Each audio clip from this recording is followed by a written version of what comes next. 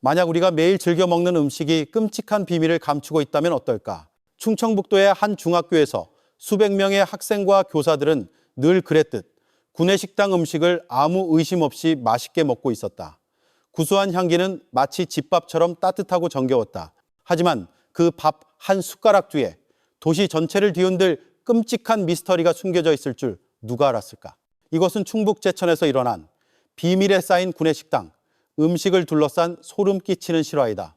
제천시 2023년 9월 말, 여름의 끝자락, 늦더위가 채 가시지 않은 월악산 자락은 여전히 후텁지근했다. 바싹 마른 나무잎들이 떨어져 제천중앙중학교 교정을 황금빛으로 물들였고 오후의 햇살 아래 반짝였다.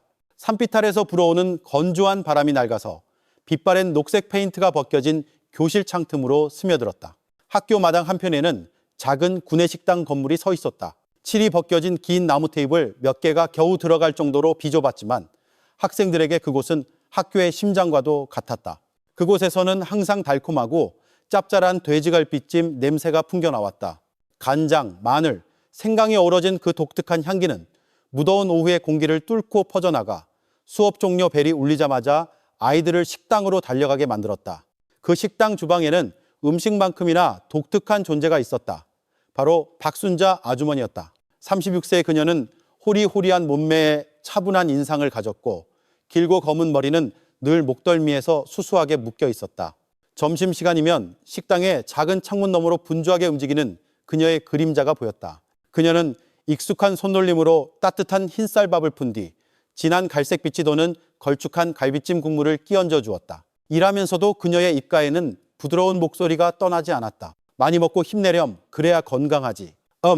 그 한마디에 아이들은 마치 집에서 엄마의 다정한 목소리를 듣는 것처럼 환하게 웃었다. 거의 모든 학생이 박순자 아주머니를 학교의 두 번째 엄마처럼 여기는 것도 무리가 아니었다. 심지어 선생님들조차 그녀의 음식 솜씨를 칭찬하기 일쑤였다. 박 아주머니, 갈비찜은 뭔가 달라요. 꼭 고향에 계신 어머니, 손맛이 생각난다니까요. 언젠가 이 교장 선생님이 따뜻한 밥 한 그릇을 비우며 말했다. 하지만 늘 상냥해 보이는 그녀에게는 몇몇 사람들을 궁금하게 만드는 구석이 있었다. 그녀는 좀처럼 자신에 대해 이야기하지 않았다. 사람들은 그녀가 몇 년 전 원주에서 제천으로 이사와 시장 뒤편 목련길의 비좁은 월세방에서 혼자 산다는 것만 알 뿐이었다. 소문에 의하면 박 아주머니는 과거의 교통사고로 아들을 잃었고 그 후로 과거를 봉인한 채 외로운 삶을 선택했으며 마치 자신의 모든 감정을 요리에 쏟아붓는 것 같다고 했다. 학생들에게 그 이야기는 진실이 확인되지 않은 그저 뜬소문일 뿐이었다. 그들이 아는 것은 박순자 아주머니의 갈비찜을 먹을 때마다 하루 종일 공부하느라 쌓인 피로가 눈 녹듯 사라진다는 사실뿐이었다. 그들에게 갈비찜은 단순한 음식이 아니라 학교 식당의 작은 창문 너머에서 항상 미소 짓는 그녀와 마음을 이어주는 따뜻함 그 자체였다. 하지만 그 부드러운 미소 뒤에 박순자 아주머니가 마음속에 진정으로 무엇을 품고 있었는지 아는 사람은 아무도 없었다. 매일 오전 11시가 되면 제천중앙중학교 구내식당에서 풍겨나오는 돼지갈비찜 냄새가 학교 마당 전체로 퍼져나갔다. 학생들은 자기 차례를 참지 못하고 식당으로 달려갔다. 황금빛 갈색의 걸쭉한 간장 양념은 지나가는 누구든 유혹했다. 부드러운 고기는 입안에서 쉽게 부서졌고 마늘과 생강의 진한 향과 어우러졌다. 아주머니, 국물 좀 더 주세요. 한 학생이 접시를 내밀며 씩씩하게 외쳤다. 박순자 아주머니는 부드럽게 미소 지으며 능숙한 손길로 국물을 퍼주었다. 그리고 다정한 말투로 말했다. 많이 먹어야 공부도 잘하지. 아이들은 마치 집에서처럼 보살핌 받는 기분에 즐겁게 웃었다. 그들에게 박 아주머니의 갈비찜은 단순한 음식이 아니었다. 하루 종일 공부에 지친 마음을 달래주는 따스함이었다. 하지만 그 모든 칭찬 뒤편에서는 작은 수근거림이 들리기 시작했다.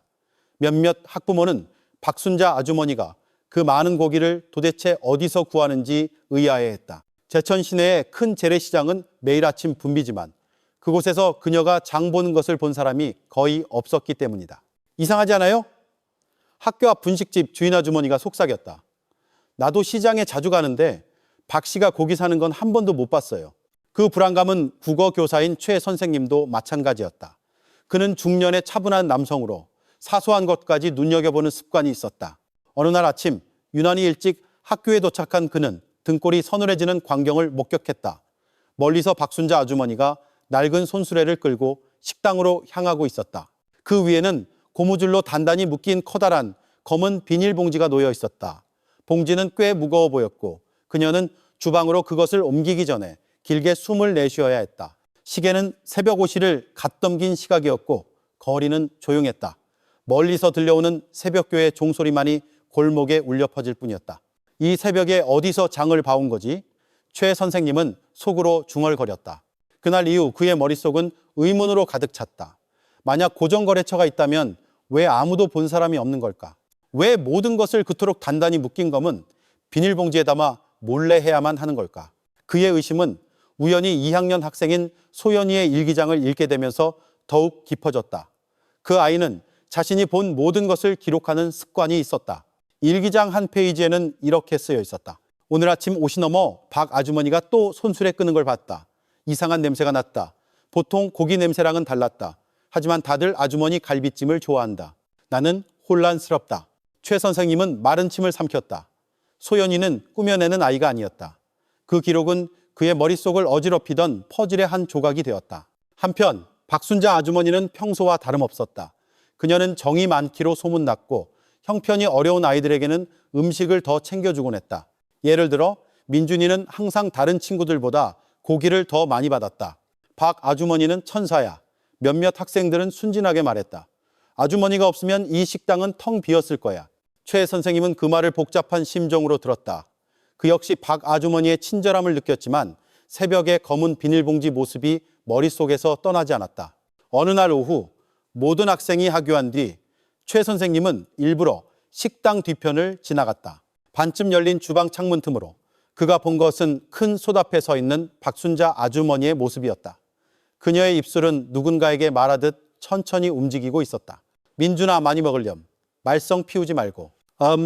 최 선생님은 숨을 죽였다. 주방은 텅 비어 있었고 그곳에는 박순자 아주머니뿐이었다. 하지만 그는 분명히 그 속삭임을 들었다. 그가 가까이 다가가려 하자 그녀가 갑자기 고개를 돌렸다. 그녀의 시선은 텅 비어 있었고 마치 공간을 꿰뚫어 보는 듯 깊었다. 순간 최 선생님은 등골을 타고 오르는 한기를 느꼈다. 그는 천천히 뒷걸음질치며 그녀와 직접 마주치지 않기로 했다. 하지만 마음속으로 무언가 잘못되었다는 것을 직감했다. 그동안 학교의 자랑으로 여겨졌던 갈비찜 뒤에 비밀이 숨겨져 있었다. 그리고 그날 이후 많은 이들에게 그토록 맛있게 느껴졌던 갈비찜 냄새를 맡을 때마다 최 선생님은 오히려 코끝을 찌르는 씁쓸함을 느꼈다. 제천 중앙중학교에서 민준이라는 이름은 종종 안타까움이 섞인 어조로 불렸다.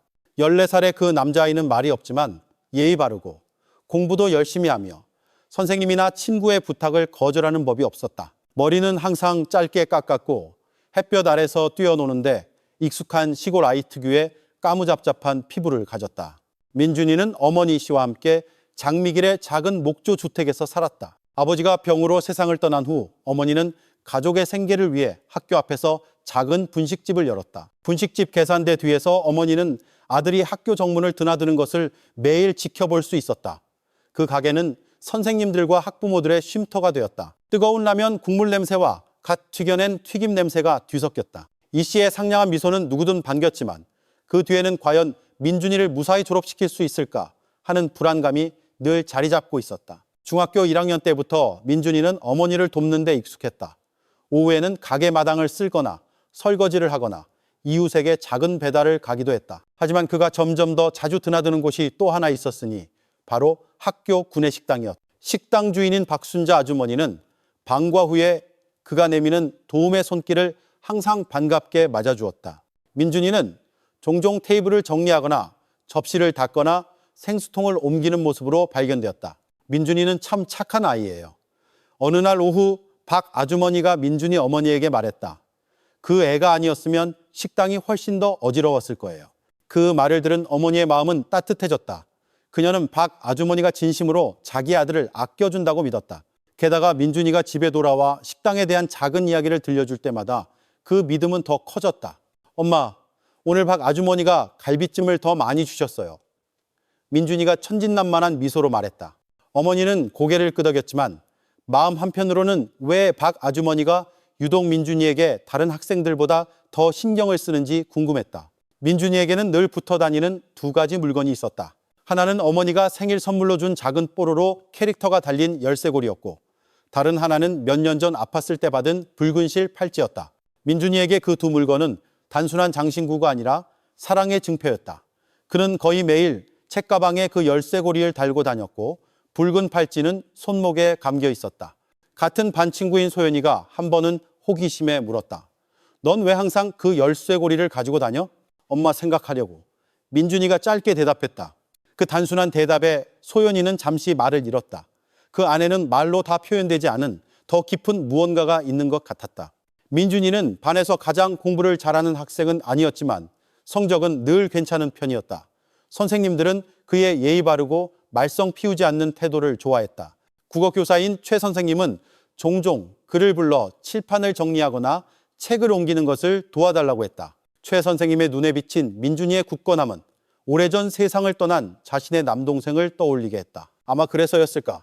그는 민준이와 박 아주머니의 가까운 관계를 더 예민하게 받아들였다. 어느 날 오후 학교 벨이 울린 뒤 최 선생님은 민준이가 아직 식당에 있는 것을 보았다. 아이는 주방 구석에 접시를 쌓고 있었고 박 아주머니는 남은 갈비찜을 젓고 있었다. 밖에서 본 그 모습은 마치 함께 일하는 엄마와 아들 같았다. 따뜻함이 느껴졌지만 동시에 설명하기 어려운 무언가가 있었다. 최 선생님은 한참을 바라보다 숨을 내쉬었다. 민준이는 착한 아이가 맞지? 그는 생각했다. 그런데 왜 저 아이가 박 아주머니와 저렇게 가까이 있는 걸 보면 마음이 편치 않은 걸까? 민준이와 박 아주머니의 관계는 날이 갈수록 깊어졌다. 한 번은 민준이가 식당 일을 돕느라 늦게 귀가한 적이 있었다. 어머니는 화를 냈지만 아들의 이유를 듣고는 분노가 사그라들었다. 박 아주머니 돕는 건 괜찮지만 밤늦게 돌아오진 마라. 엄마가 걱정되잖니. 민준이는 조용히 고개를 끄덕였다. 그의 눈에는 약간의 망설임이 있었지만 그는 박 아주머니를 가족처럼 느꼈다. 그래서 밤에 식당에 혼자 남겨두고 오기가 어려웠다. 어느 날 밤 민준이는 소연이에게 식당 주방 분위기에 대해 털어놓았다. 소연아, 가끔 박 아주머니가 혼잣말을 해. 마치 누구랑 대화하는 것처럼 내가 인사를 해야 할지 가만히 있어야 할지 모르겠어. 무섭겠다. 소연이가 눈을 동그랗게 뜨며 대답했다. 그래도 나한테는 잘해주시니까 외면하기가 좀 그래. 소연이는 민준이를 한참 바라보다가 그 이야기를 일기장에 적었다. 그녀는 무언가 이상하다고 느꼈지만 어른들에게 어떻게 전달해야 할지 알지 못했다. 반면 민준이 어머니는 여전히 박 아주머니를 전적으로 신뢰했다.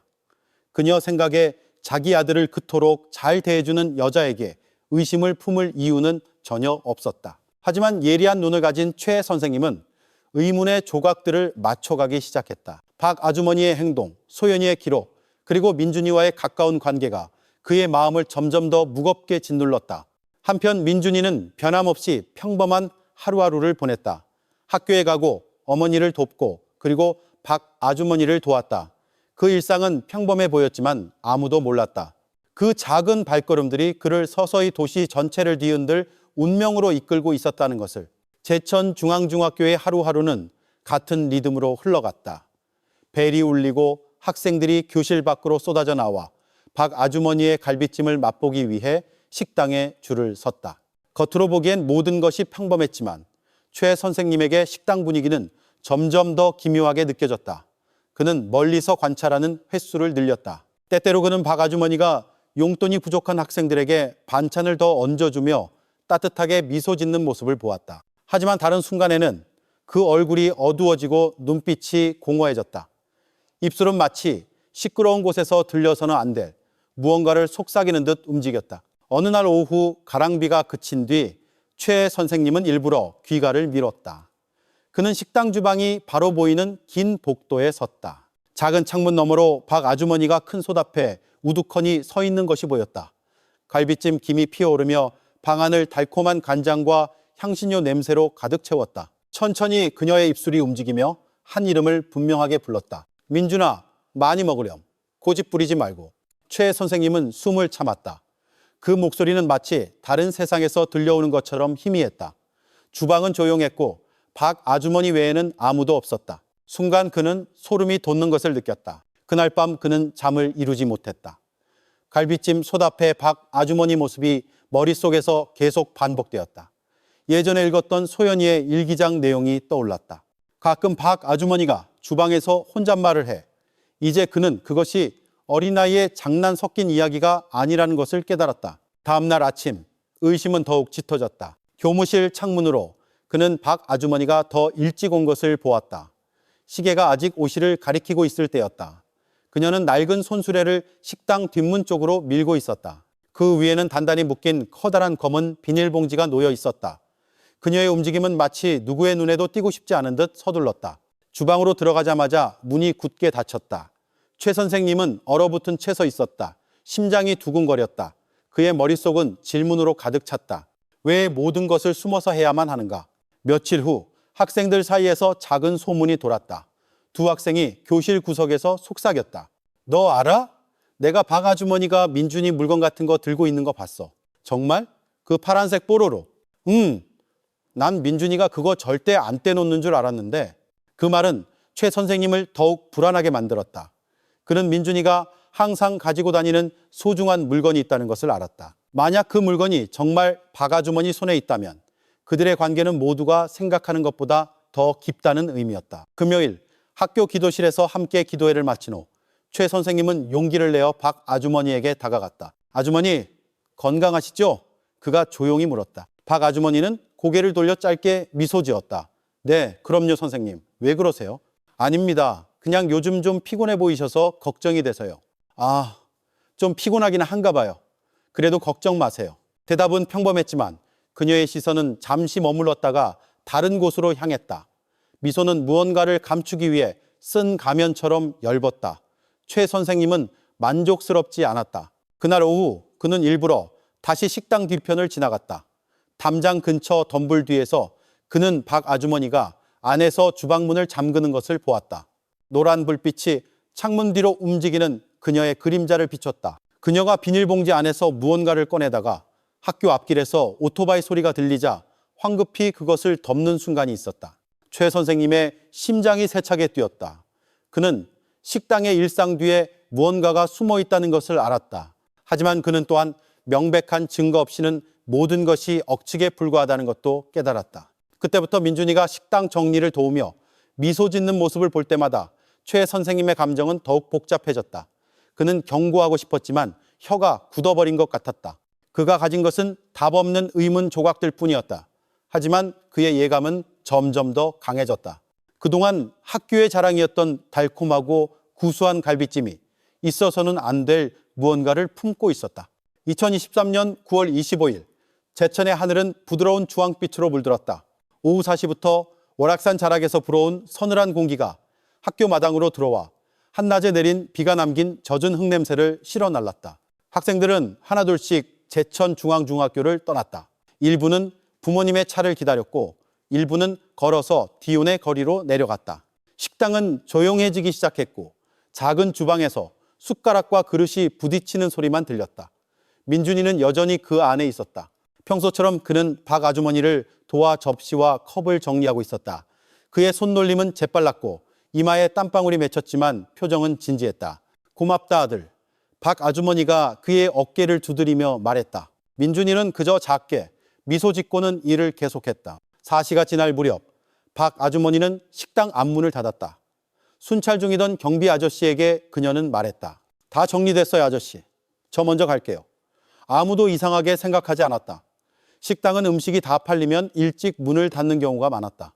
분식집에서 민준이 어머니는 마지막 손님 2명을 응대하고 있었다.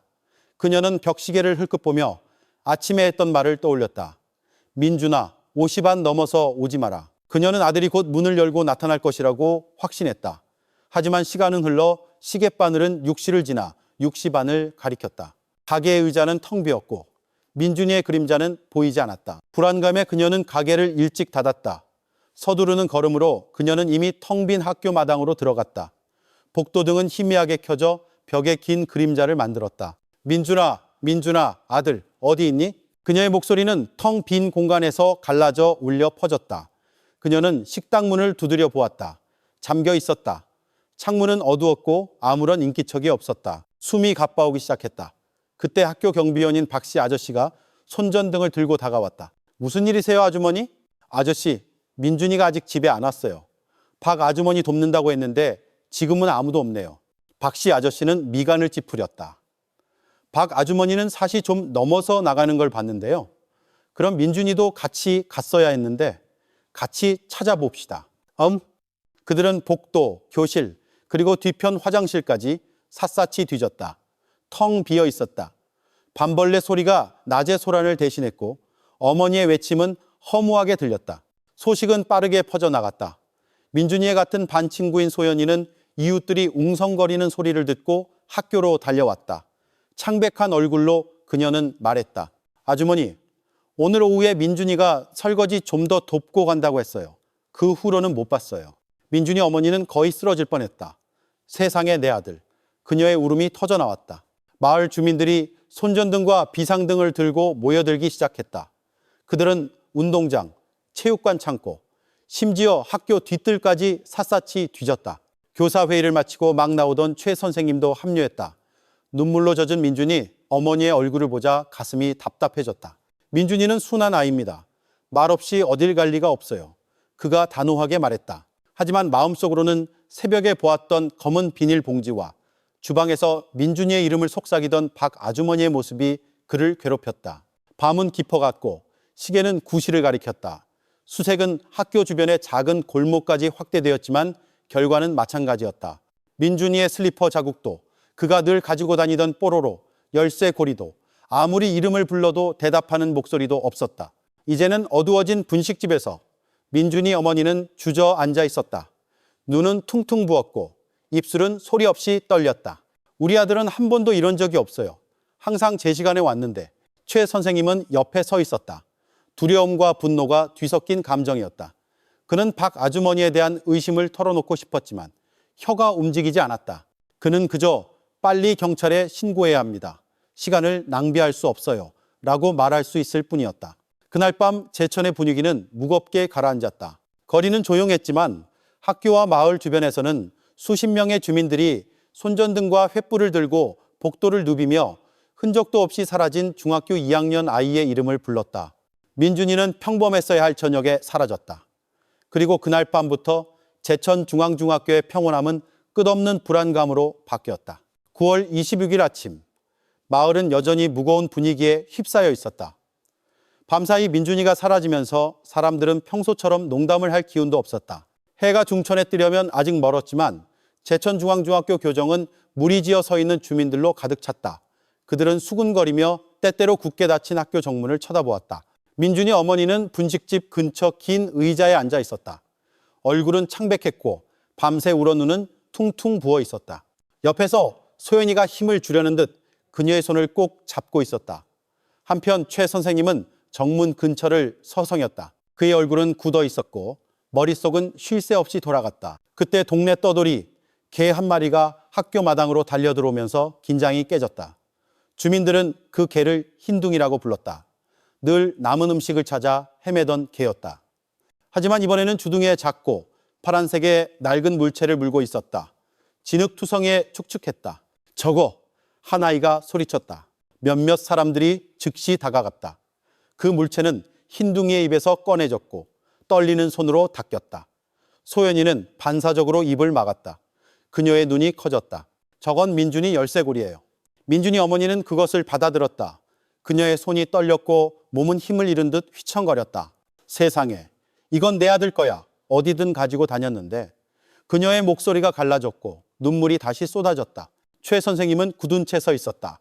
그 열쇠고리는 민준이가 어제 이후로 정말 돌아오지 않았다는 명백한 증거였다. 가슴이 철렁 내려앉았고 죄책감이 그를 짓눌렀다. 주민들은 흰둥이가 달려온 방향을 따라가기로 했다. 걔는 학교 뒤편, 배수로 가장자리의 덤불 쪽으로 그들을 이끌었다. 그곳의 땅은 축축하고 붉은 진흙으로 가득했다. 몇몇 마을 청년들이 수풀을 헤치며 손전등을 비췄다. 여기 발자국이 있어요. 그들 중 한 명이 소리쳤다. 모두 즉시 다가갔다. 아직 젖어있는 진흙 위에 작은 슬리퍼 자국이 배수로 가장자리를 향해 나 있었다. 하지만 그 자국은 갑자기 끊겨 있었고 거센 물살에 휩쓸린 듯했다. 학교 경비원인 박씨 아저씨가 잡초에 걸려있는 다른 천 조각을 가리켰다. 이건 교복인데. 흰색과 파란색이 섞인 그 조각은 젖어서 흙과 뒤섞여 있었다. 민준이 어머니는 거의 기절할 뻔했다. 몇몇 아주머니들이 그녀를 부축했고 군중 속에서 울음이 터져 나왔다. 최 선생님은 웅크리고 앉아 교복 조각을 오랫동안 응시했다. 그는 숨을 참았다.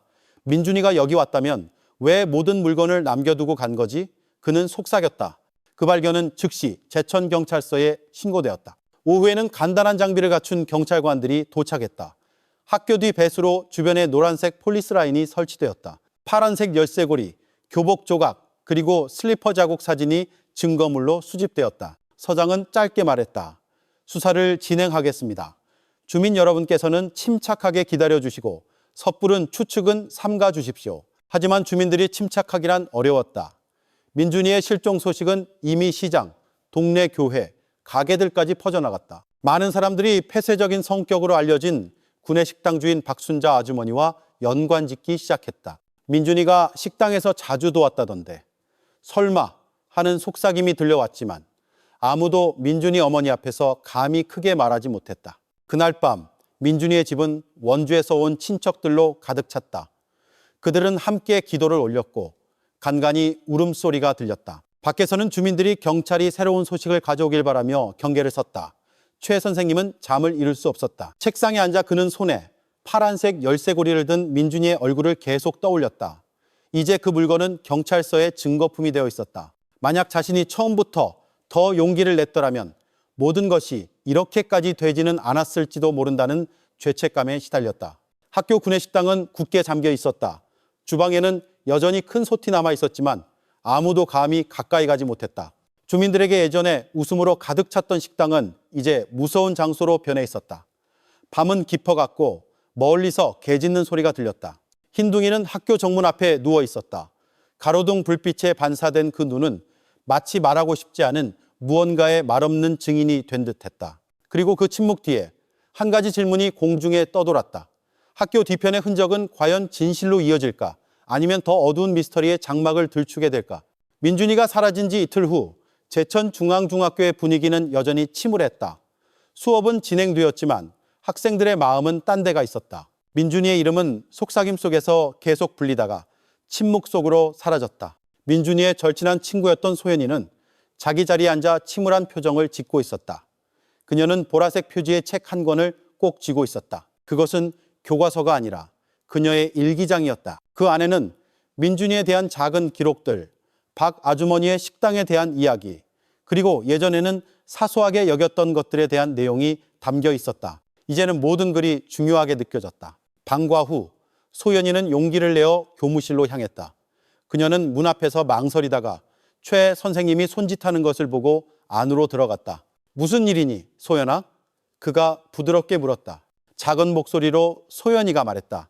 선생님, 제가 가진 기록이 민준이를 찾는 데 도움이 될지도 몰라요. 그녀는 책을 건넸다. 최 선생님은 천천히 책을 펼쳐 페이지를 넘겼다. 소연이의 글씨는 단순했지만 솔직했다. 9월 15일자에는 이렇게 쓰여 있었다. 아침 일찍 박 아주머니가 손수레 끄는 걸 봤다. 비닐봉지가 컸고 꽉 묶여 있었다. 이상한 냄새가 났다. 고기 냄새 같지 않았다. 민준이는 그냥 요리 재료라고 했지만 나는 계속 의심스러웠다. 최 선생님은 마른 침을 삼켰다. 그는 계속 읽었다. 다른 페이지, 9월 20일자에는 이렇게 적혀 있었다. 민준이가 박 아주머니가 주방에서 혼잣말을 자주 한다고 했다. 가끔 자기 이름을 부른다고 했다. 소름이 돋았지만 민준이는 걱정 말라고 했다. 오히려 아주머니가 불쌍하다고 했다. 읽을수록 그의 숨이 가빠졌다. 예전에는 그저 막연했던 예감들이 이제 선명하게 기록되어 있었다. 한 아이의 기록이 그가 필요로 하던 퍼즐 조각이 되어 주었다. 그는 책을 닫고 소연이를 바라보았다. 넌 정말 용감하구나, 소연아. 이건 중요한 단서가 될 수 있어. 두려워하지 마. 네 기록이 진지하게 다뤄지도록 할게. 소연이는 고개를 끄덕였다. 눈에는 여전히 눈물이 고여 있었지만 마음은 후련하면서도 두려웠다. 한편 민준이 어머니의 분식집에서는 다른 이야기가 나왔다. 그곳에 자주 들르던 이웃인 박씨 아저씨가 갑자기 말했다. 아주머니, 가게 문 위에 저 작은 CCTV 있잖아요. 혹시 민준이가 마지막으로 보였을 때 뭐라도 찍히지 않았을까요? 민준이 어머니는 잠시 말을 잃었다가 이 말을 쳤다. 맞다. 몇 달 전 가게를 비울 때를 대비해 저렴한 CCTV를 설치했었다. 그 장치가 계속 작동하고 있었다는 사실을 거의 잊고 있었다. 그녀는 서둘러 메모리 카드를 찾아 학교 근처 파출소에 있던 경찰관에게 건넸다. 그날 오후 제천경찰서에서 녹화 영상이 확인되었다. 서장, 최 선생님, 민준이 어머니, 그리고 2명의 경찰관이 참석했다. 그들은 노트북 화면을 통해 영상을 지켜보았다. 방 안은 조용했고 낡은 선풍기 소리만 윙윙거렸다. 첫 화면에는 가게 앞마당이 보였다. 아이들이 학교 정문을 드나들었고 몇몇 부모들이 오토바이에서 기다리고 있었다. 화면 구석의 시간은 5시를 넘어가고 있었다. 민준이가 빈 그릇을 들고 식당 쪽으로 달려가는 모습이 보였다. 그는 아직 흰색과 파란색 교복을 입고 있었고 얼굴은 땀에 젖었지만 미소 짓고 있었다. 몇 분 후 박순자 아주머니의 모습이 식당 뒷문에서 나타났다. 그녀는 커다란 검은색 비닐봉지를 들고 좌우를 살핀 뒤 빠르게 다시 안으로 들어갔다. 그녀의 움직임은 마치 누가 볼까 두려운 듯 서둘렀다. 녹화는 계속되었다. 학생들은 하나둘씩 학교마당을 떠났고 정문은 텅 비었다. 해가 지면서 화면의 빛이 점점 어두워졌다. 식당 주방 불이 잠시 켜졌다가 꺼졌다. 그 후로는 아무런 움직임이 없었다. 하지만 모두를 경악하게 한 것은 민준이가 학교 구역 밖으로 나가는 모습이 결코 보이지 않았다는 점이었다. 민준이 어머니는 몸을 떨며 화면을 응시했다. 그녀는 말을 할 수 없었고 그저 입고 있던 옷자락을 꽉 쥘 뿐이었다.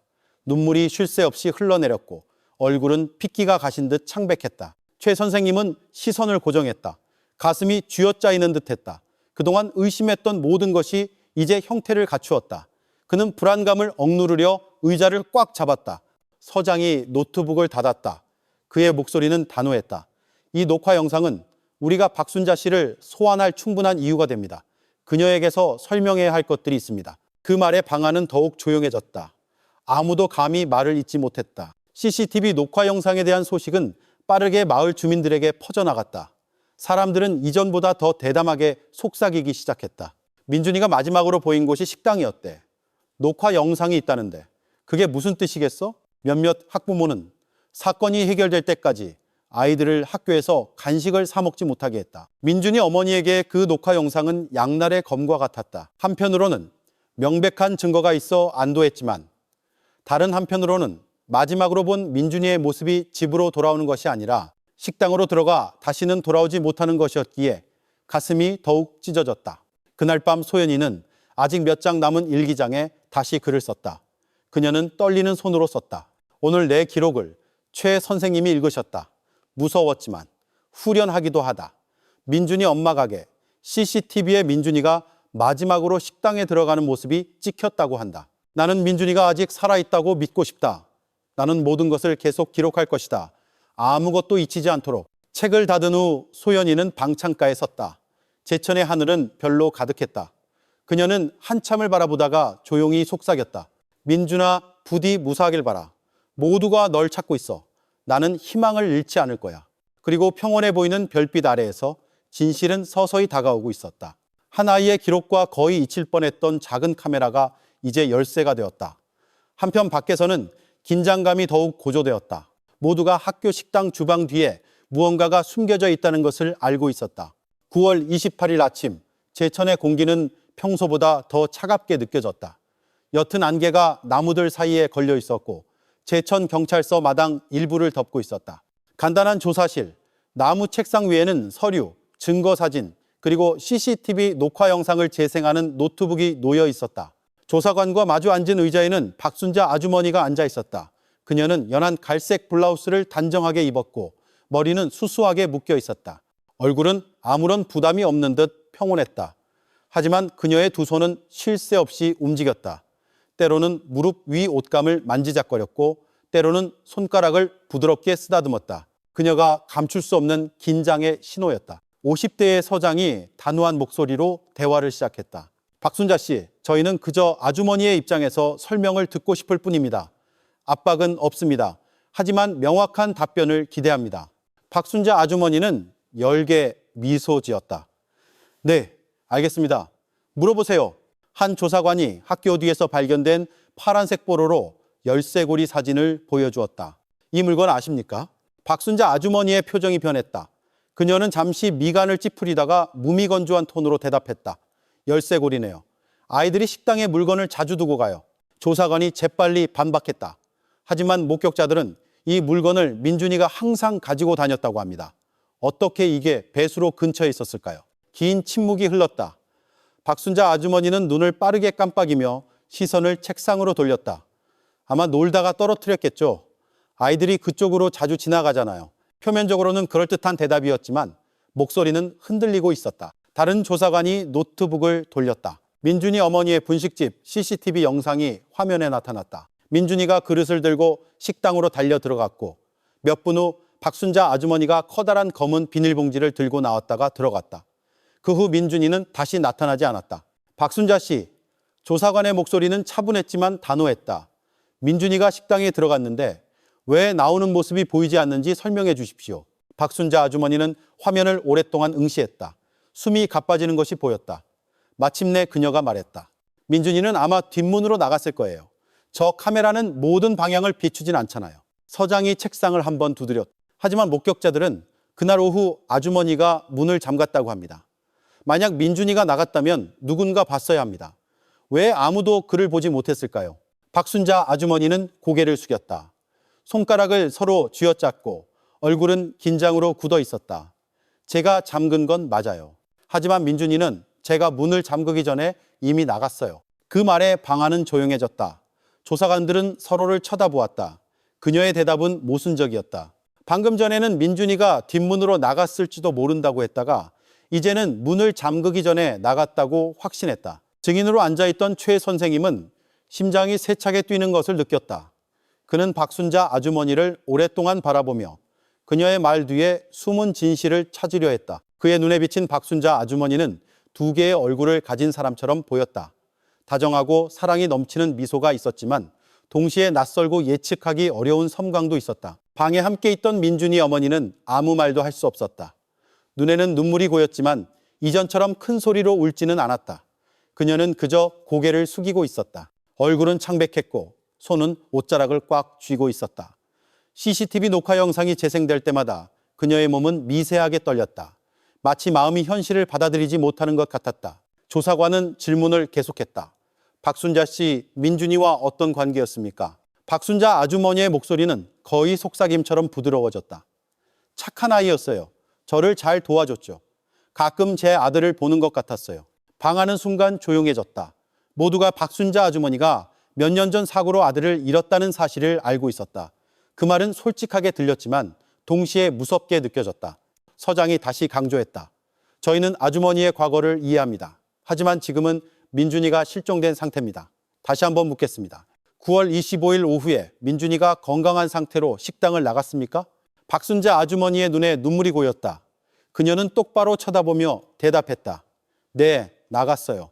어디로 갔는지는 몰라요. 입술이 떨렸고 목소리가 쉬어 있었다. 하지만 잠시 후 그녀의 얼굴에 다시 미소가 떠올랐다. 열고 경직되고 이상하게 느껴지는 미소였다. 그 모순적인 태도는 참석한 모든 사람을 불편하게 만들었다. 조사관은 불안정한 태도와 계속 바뀌는 답변을 기록했다. 때로는 다정한 어머니 같았지만 다음 순간에는 표정이 차갑게 변했다. 1시간이 넘게 지난 후 서장은 서류 파일을 닫았다. 좋습니다, 박순자 씨. 당분간은 귀가 조치하겠습니다. 하지만 제천에 머물러 주시고 언제든 소환에 응해 주셔야 합니다. 박순자 아주머니는 천천히 일어섰다. 겉으로는 침착해 보였지만 최 선생님은 그녀가 걸어 나갈 때 어깨가 떨리는 것을 보았다. 그것이 울음을 참는 것 때문인지 아니면 마음속 깊이 무언가를 숨기고 있기 때문인지는 알 수 없었다. 조사실 문이 열리자 밖에서 기다리던 주민들의 웅성거리는 소리가 즉시 들려왔다. 의심의 눈초리가 있었고 어떤 이들은 고개를 돌렸다. 박순자 아주머니는 고개를 숙이고 군중을 빠르게 지나쳐 큰 길 너머로 사라졌다. 함께 참석했던 소연이는 어머니의 손을 꼭 잡았다. 작은 목소리로 그녀가 말했다. 엄마, 아까 박 아주머니 얼굴이 두 개 같았어. 어쩔 땐 부드러운데 갑자기 무서워졌어. 민준이 어머니는 그저 고개를 끄덕였다.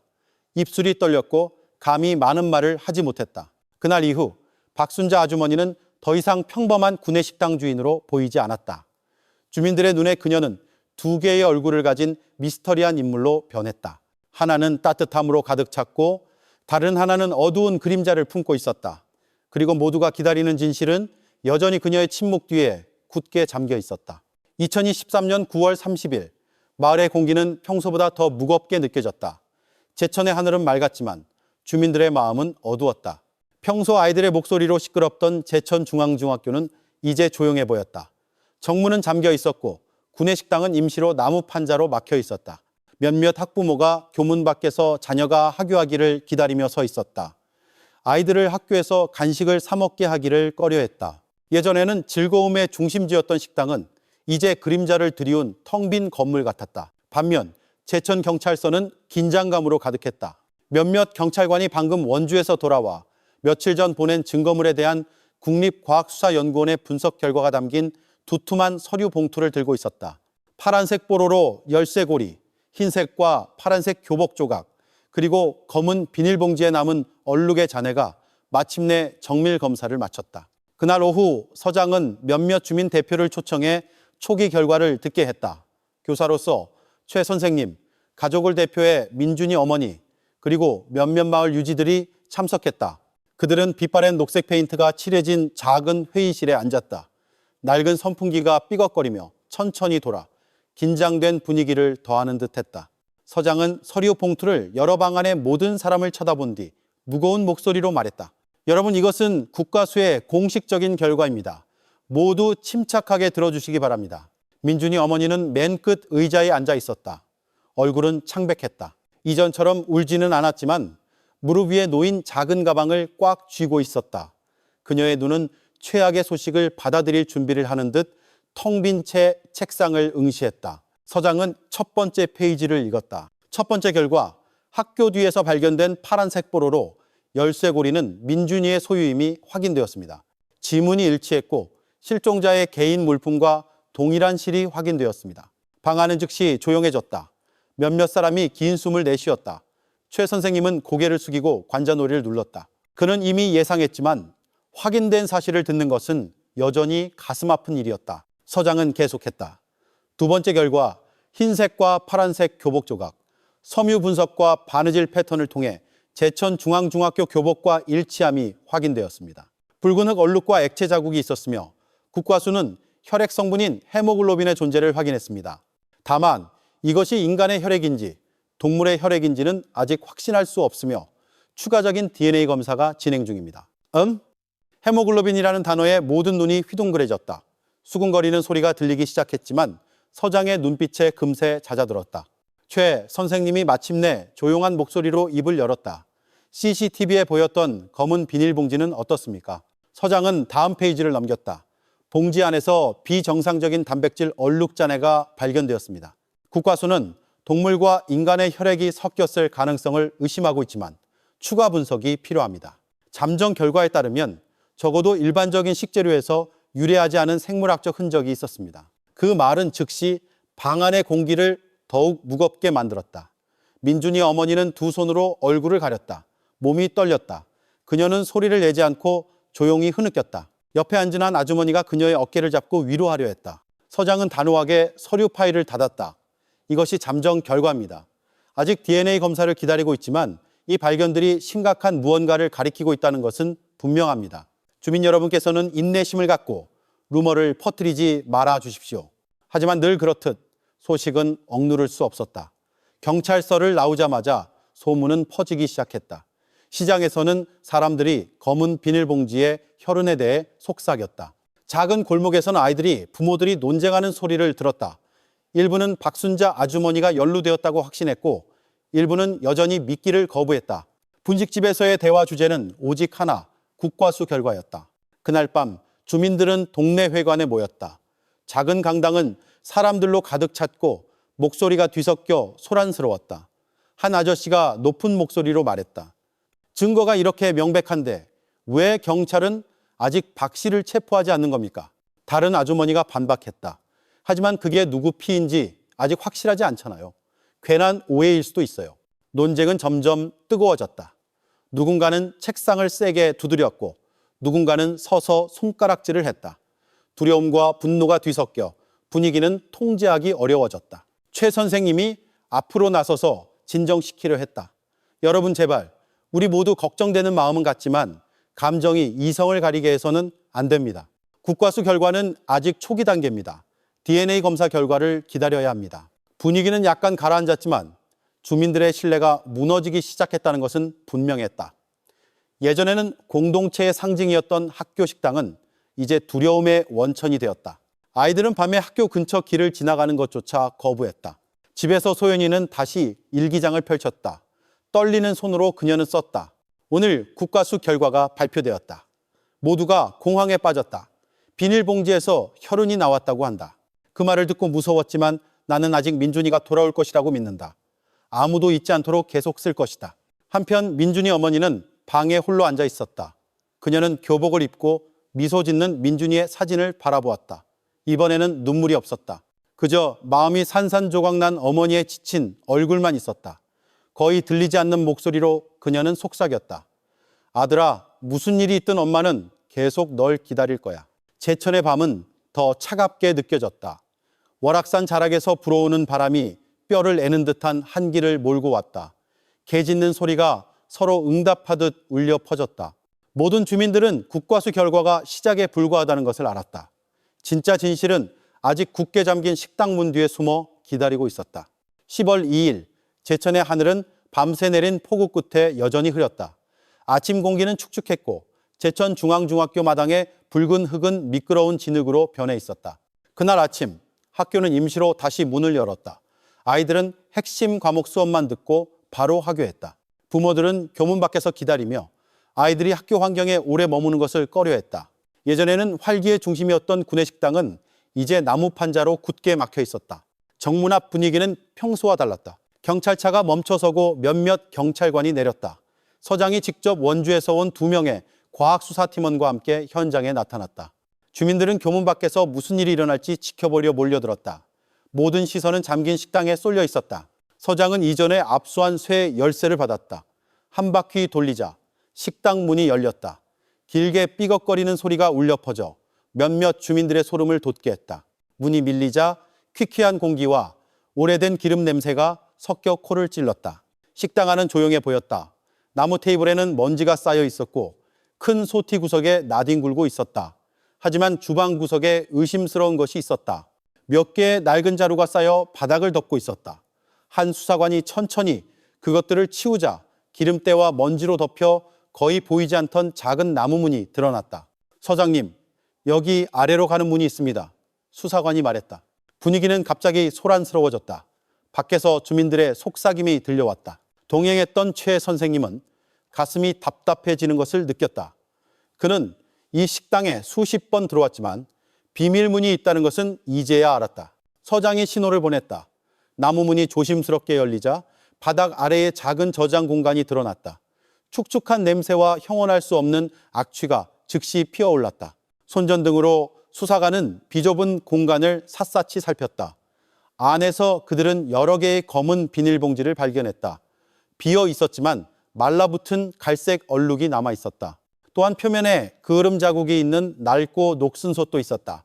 마치 급하게 사용된 후 버려진 것 같았다. 서장은 굳은 얼굴로 그 물건들을 바라보았다. 이 모든 것을 압수해야 한다.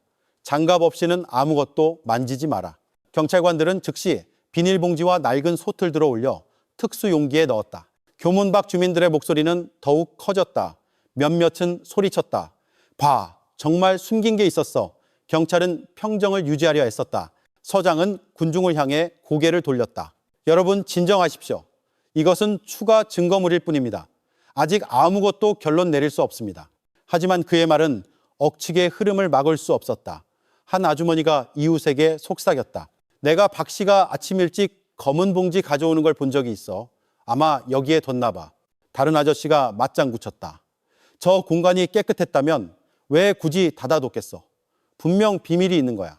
최 선생님은 주방 문턱에 서서 어두운 지하실을 바라보았다. 감정이 뒤섞였다. 그는 여기서 점심을 먹으며 웃던 학생들의 모습, 따뜻한 밥과 소박한 반찬 냄새를 기억했다. 이제 같은 장소가 미스터리의 그림자로 가득 찼다. 한편 소연이는 작은 책을 쥔 채 서 있었다. 손은 떨렸지만 그녀는 재빨리 기록을 남겼다. 오늘 경찰이 식당 아래에서 비밀 공간을 발견했다. 낡은 검은 봉지들과 솥이 있었다. 모두가 소란스러웠다. 어떤 이는 두려워했고 어떤 이는 화를 냈다. 나는 무엇을 믿어야 할지 모르겠지만 진실이 점점 가까워지고 있다는 느낌이 든다. 모든 증거물이 수거된 후 서장은 나무문을 다시 닫기로 결정했다. 이것들을 연구소로 가져가겠습니다. 확실한 결과가 나오기 전까지는 루머를 퍼뜨리지 말아 주십시오. 하지만 그날 밤 동네 회관은 다시 사람들로 가득 찼다. 이전 밤처럼 소란스럽지는 않았지만 더 긴장감이 흘렀다. 주민들은 두 부류로 나뉘었다.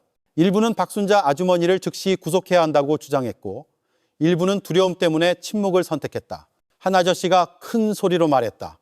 뭘 더 기다립니까? 비밀 공간, 비닐봉지, 그을린 솥. 이게 명백한 증거 아닙니까? 한 청년이 망설이는 목소리로 반박했다. 하지만 아직 그 안에 뭐가 있었는지 모르잖아요.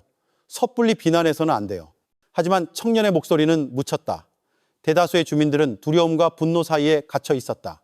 어떤 이는 창백한 얼굴로 조용히 앉아 있었고, 어떤 이는 계속 속삭이며 염주를 쥐고 있었다.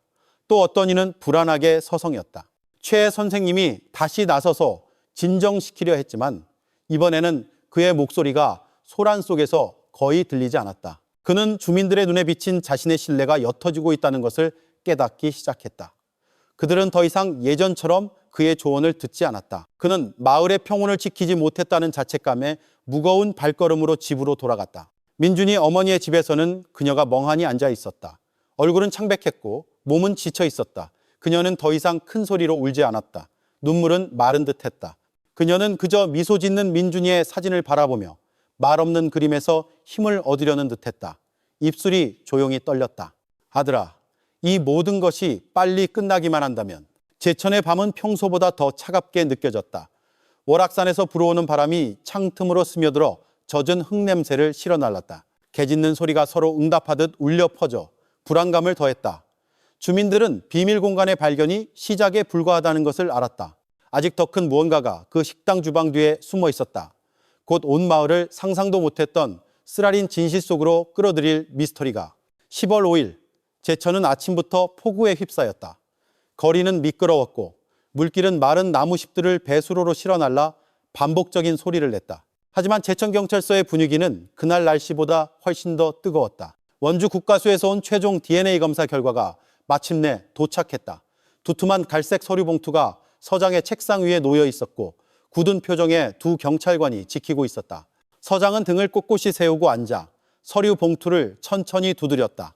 마치 용기를 모으는 듯했다. 우리가 기다리던 결과군. 그는 거의 자기 자신에게 하듯 중얼거렸다. 방 안의 모든 사람들은 이 소식이 모든 것을 바꿀 것이라는 것을 알고 있었다. 방 안은 긴장된 얼굴들로 가득했다. 최 선생님, 민준이 어머니, 2명의 조사관, 그리고 몇몇 동네 유지들, 낡은 선풍기가 방구석에서 삐걱거렸다. 평소에는 들리지 않던 소리가 이제 귀에 거슬렸다. 서장은 첫 페이지를 열었다. 첫 번째 결과, 파란색 뽀로로 열쇠고리. DNA는 민준이, 이 씨의 아들과 일치합니다. 민준이 어머니는 두 손으로 얼굴을 가렸다. 몸이 떨렸다. 그녀는 이미 짐작했지만 글로 확인된 사실은 가슴을 무너뜨렸다. 서장은 계속했다. 두 번째 결과, 흰색과 파란색 교복 조각, 섬유, 바느질 패턴, 그리고 묻어있던 혈은 모두 민준이의 것으로 확인되었습니다. 의심의 여지가 없습니다. 최 선생님은 고개를 숙였다.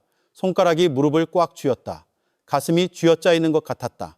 그가 품고 있던 작은 희망마저 이제 사라졌다. 하지만 다음 문장은 모두를 침묵하게 만들었다. 세 번째, 검은 비닐봉지와 낡은 솥에 있던 생물학적 흔적은 혼합된 DNA를 보였습니다. 민준이의 프로필과 일치했으며 또한 작년에 실종된 3학년 학생 준호의 것과도 일치했습니다. 마치 방 안의 공기가 사라진 것 같았다. 준호라는 이름은 거의 잊힐 뻔했던 오래된 상처였다. 1년 전 그는 흔적도 없이 사라졌다. 그의 가족은 몇 달간의 수색 끝에 성과가 없자 제천을 떠났다. 많은 사람들은 그가 가출했다고 생각했고 일부는 외갓집으로 갔다고 믿었다. 이제 그의 이름이 박순자 아주머니의 식당과 관련된 국과수 결과에서 다시 나타났다. 민준이 어머니는 큰 소리로 흐느꼈지만 단지 자기 아들 때문만은 아니었다. 그녀는 고개를 숙이며 속삭였다. 세상에 민준이만이 아니었어. 한 동네 유지가 그녀의 어깨를 두드렸지만 그의 얼굴 또한 창백했다. 서장은 단호하게 서류 파일을 닫았다. 여러분, 이 결과는 학교 식당에서 심각한 일이 있었다는 의심을 강화합니다. 저희는 즉시 박순자 씨를 다시 소환하여 추가 조사를 진행할 것입니다. 주민 여러분께서는 침착함을 유지하고 개인적인 행동은 삼가 주십시오. 하지만 이런 소식을 막는 것은 불가능했다. 그날 오후 뉴스는 온 마을로 퍼져나갔다. 준호의 이름이 다시 사람들을 괴롭혔다. 예전에 침묵했던 사람들이 이제 큰 소리로 외쳤다. 시장에서 채소 상인들은 긴장된 얼굴로 서로 속삭였다. 그럼 민준이만이 아니었단 말이야? 작년에 또 다른 희생자가 있었다니. 한 손님이 맞장구 쳤다. 준호가 식당에서 자주 간식을 사 먹었던 기억이 나. 설마. 그들의 목소리는 낮아졌지만 눈에는 두려움이 가득했다. 저녁 예배 후 동네 교회에서는 몇몇 아주머니들이 울면서 기도했다. 그들은 마치 잃을까 두려운 듯 자녀들의 이름을 하나씩 불렀다. 목사님이 진정시켰다. 하나님께 맡깁시다. 분노가 이성을 가리지 않도록 해야 합니다. 하지만 불안감이 사라지지 않는다는 것은 분명했다. 집집마다 문은 더 일찍 닫혔고 전기세가 아까워도 마당등은 켜졌다. 마을 분위기는 갑자기 경계태세에 들어간 작은 도시 같아졌다. 박순자 아주머니의 월세방은 시선의 중심이 되었다. 창문 커튼은 항상 닫혀 있었고 집안의 불은 희미하게 켜져 있었다. 누군가는 창가 의자에 조용히 앉아있는 여자의 그림자를 보았다고 했다. 몇 시간 동안 움직이지 않았다고, 아무 소리도 나오지 않았고 오직 등골을 서늘하게 만드는 침묵만이 흘렀다. 그날 밤 몇몇 청년들이 박순자 아주머니 집 앞 골목에 모였다. 담배가 하나씩 켜졌고 연기가 축축한 공기 속으로 피어올랐다. 그들은 화난 목소리로 속삭였다. 경찰이 굼뜨면 우리가 직접 나서는 수밖에 없어. 그 소식을 들은 최 선생님이 즉시 달려왔다. 그는 그들 앞에 섰다. 몸은 떨렸지만 눈빛은 단호했다.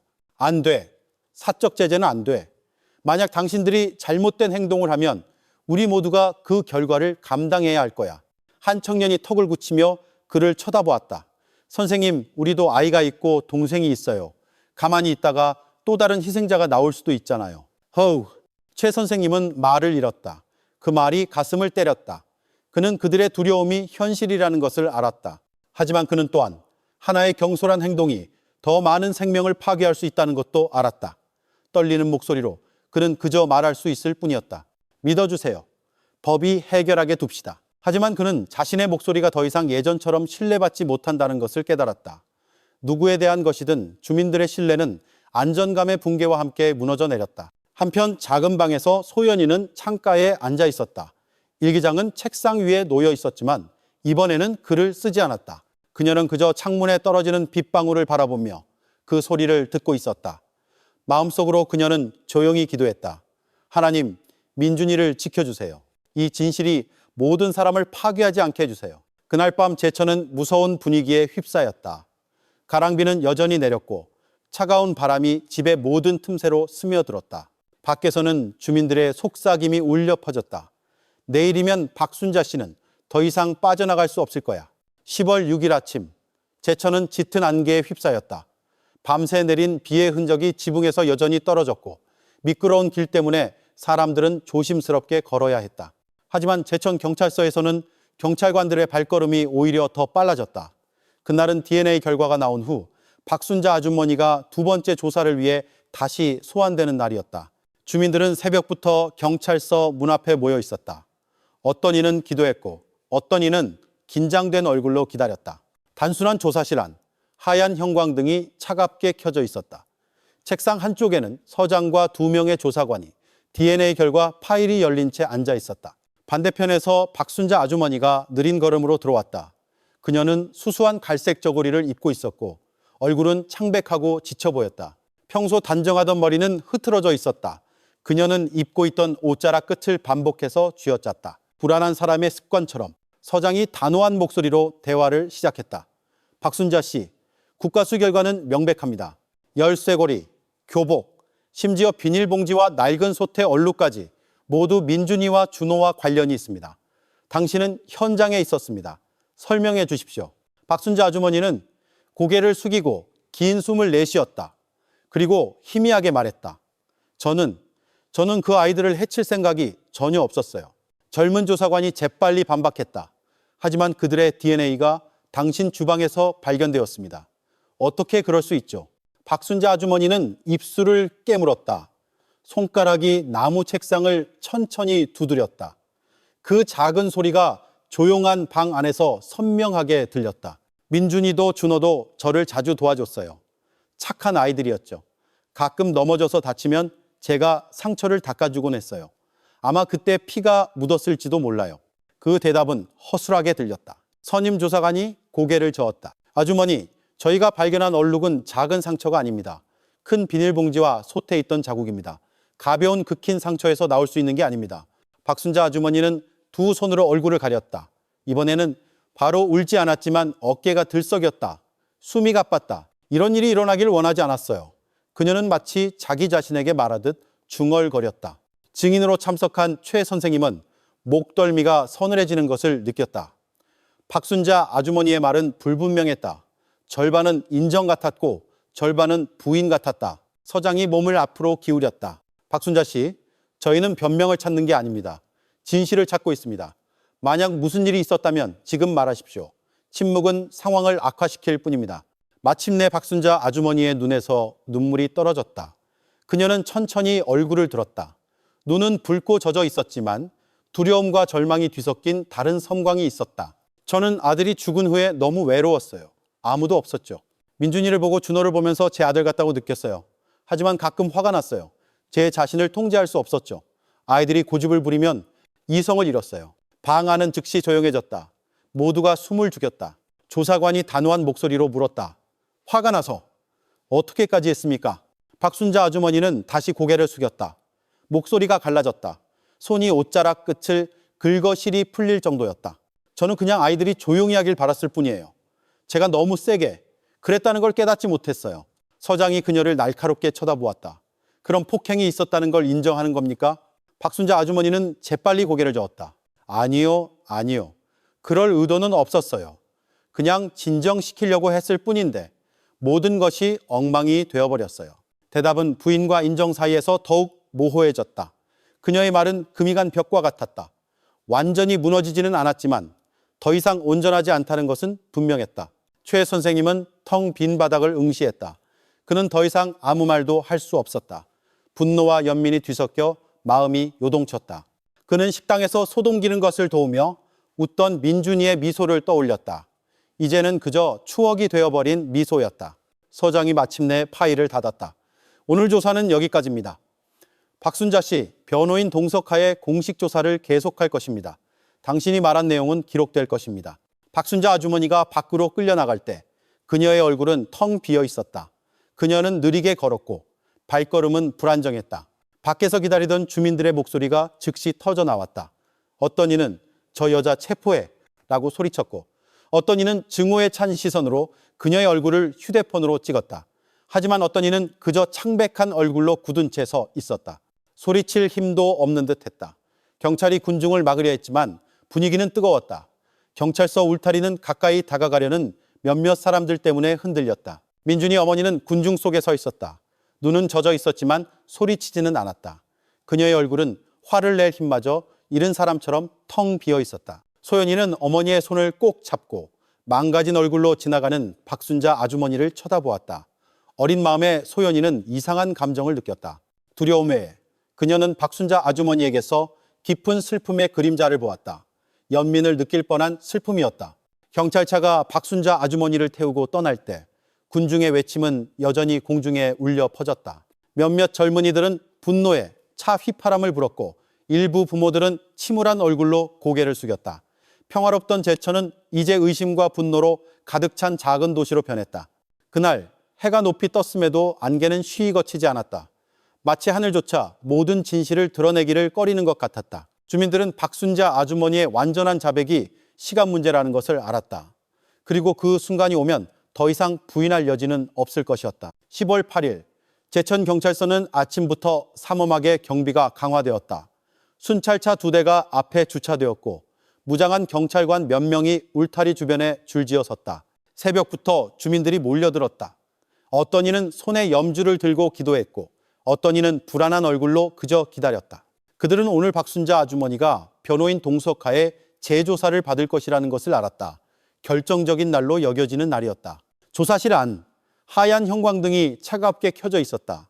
서장은 굳은 얼굴로 앉아 있었고 선임 및 후배 조사관이 옆에 있었다. 두툼한 파일이 책상 위에 열려 있었다. 맞은편 의자에 박순자 아주머니가 천천히 들어왔다. 그녀의 갈색 저고리는 구겨져 있었고 평소 단정하게 묶던 머리는 흐트러져 있었다. 그녀는 낡은 손수건을 꽉 쥐고 있었다. 이번에는 얼굴을 가리기 위함이 아니라 무너지지 않기 위해 붙잡는 작은 닷 같았다.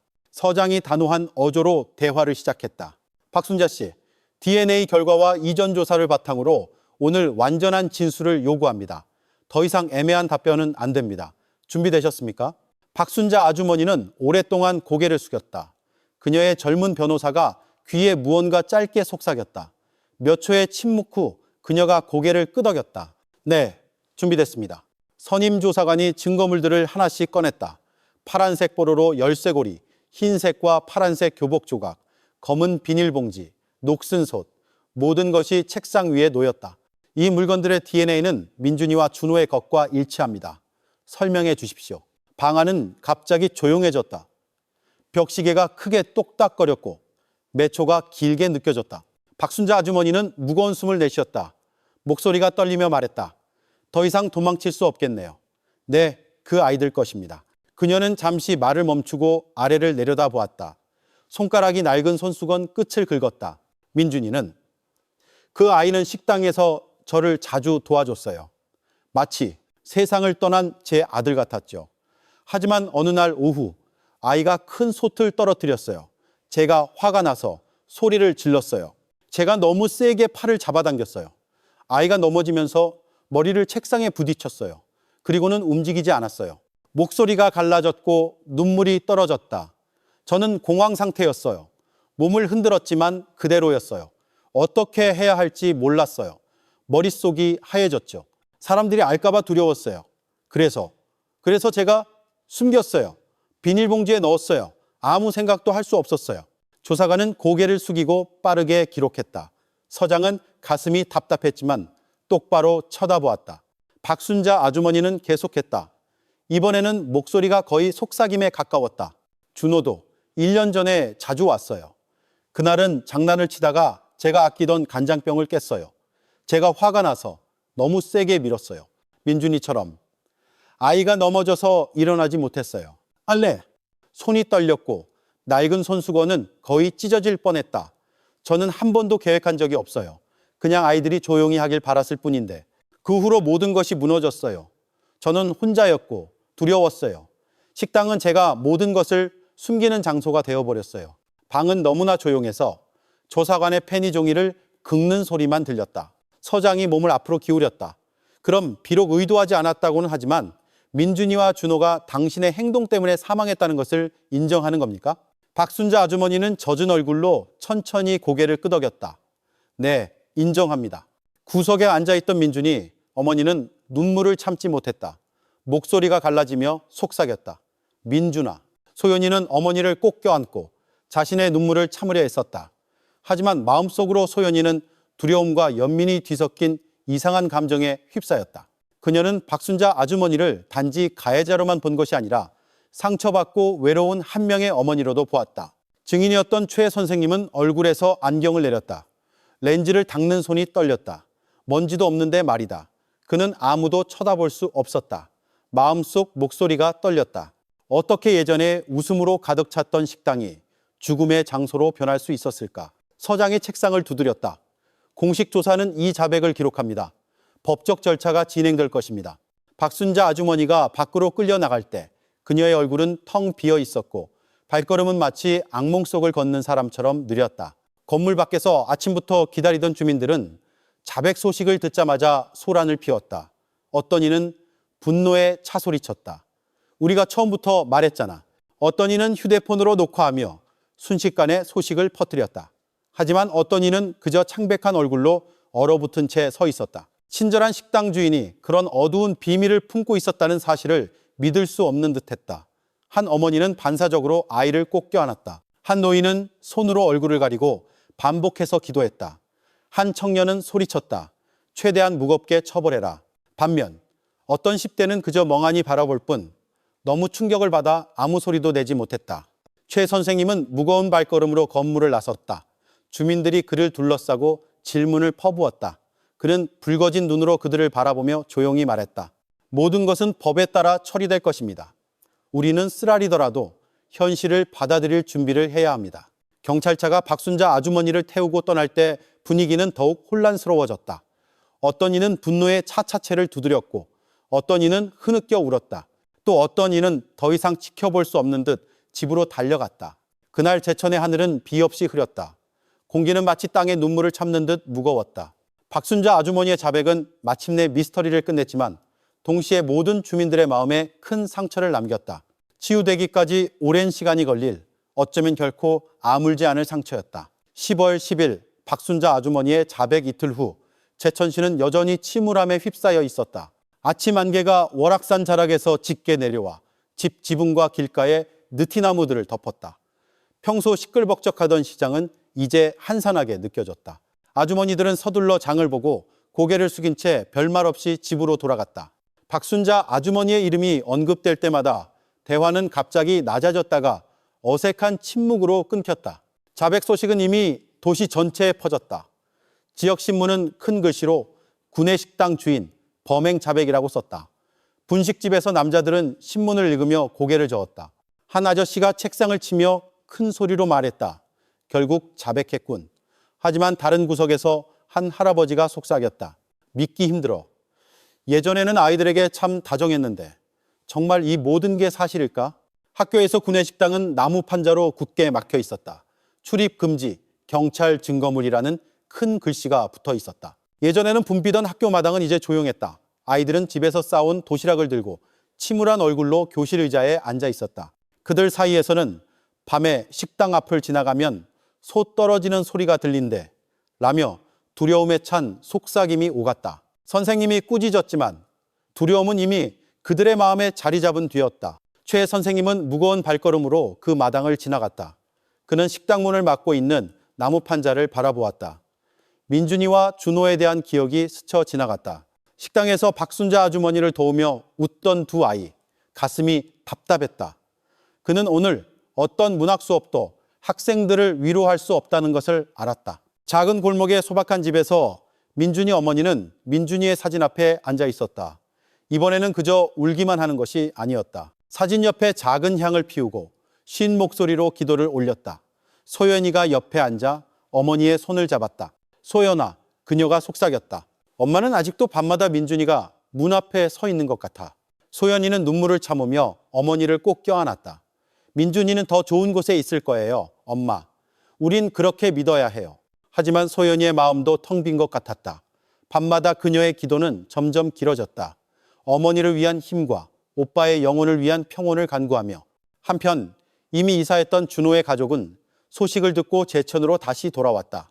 그들은 침울한 얼굴로 경찰서를 찾아 아들의 시신이 어디에 있는지 물었다. 경찰의 대답은 여전히 같았다. 수색이 아직 끝나지 않았습니다. 산산조각 난 마음으로 그 가족은 공동묘지로 가 임시 표시로 빈 땅에 꽃을 뿌렸다. 준호의 어머니는 울음 사이로 속삭였다. 아들아, 비록 네 시신을 찾지 못했지만 우리의 기도는 항상 닿을 거야. 마을에서는 주민들이 갈라졌다. 대부분은 여전히 분노했다. 동네 회관에서 한 아저씨가 소리쳤다. 용서는 없다. 우리 아이들이 희생됐어. 아임. 하지만 연민을 느끼기 시작한 사람도 있었다. 한 아주머니가 조용한 목소리로 대답했다. 나는 박 씨가 처음 왔을 때부터 알았어요. 말이 없고 거친 적이 없었죠.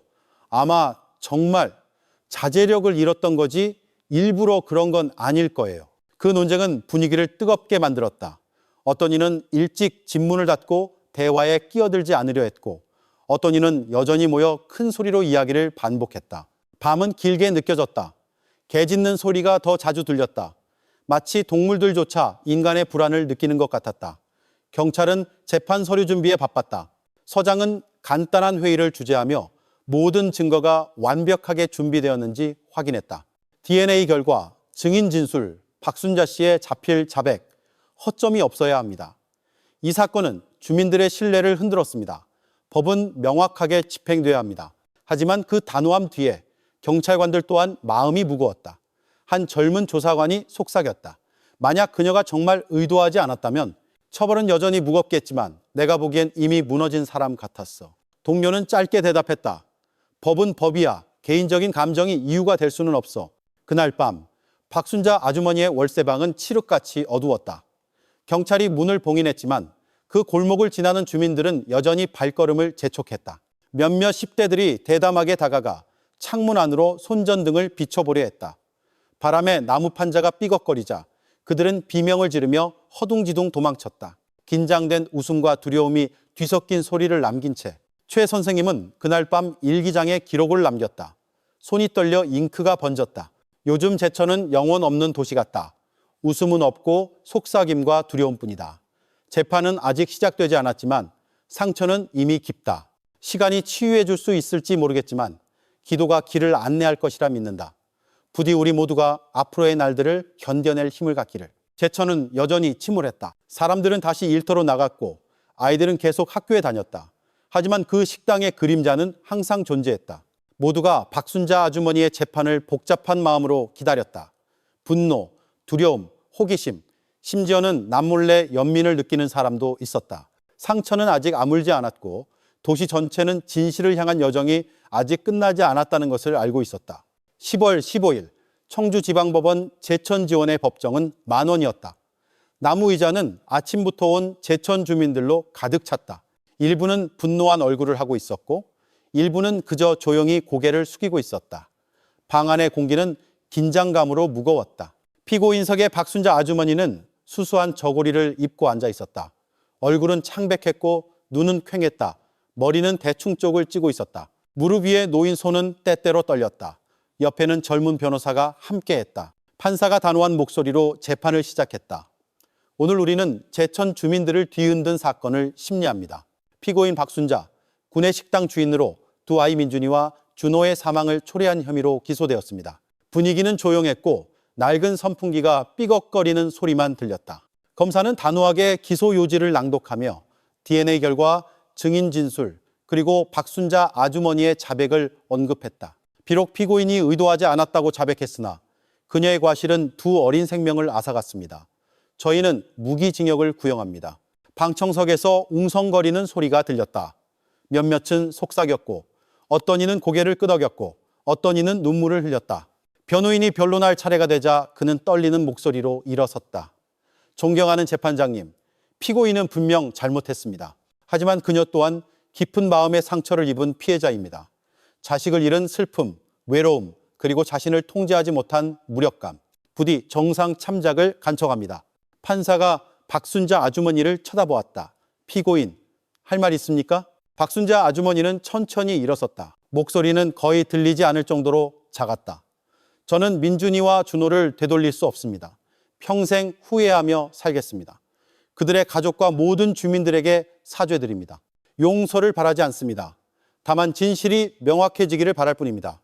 이 형벌이 제 속죄가 되게 해주십시오. 뒷좌석에서 울음소리가 들렸다. 민준이 어머니는 고개를 숙였고 소연이는 그녀의 어깨를 감쌌다. 준호의 가족 또한 조용히 울었다. 그들의 얼굴은 망연자실했다. 판사가 의사봉을 두드렸다.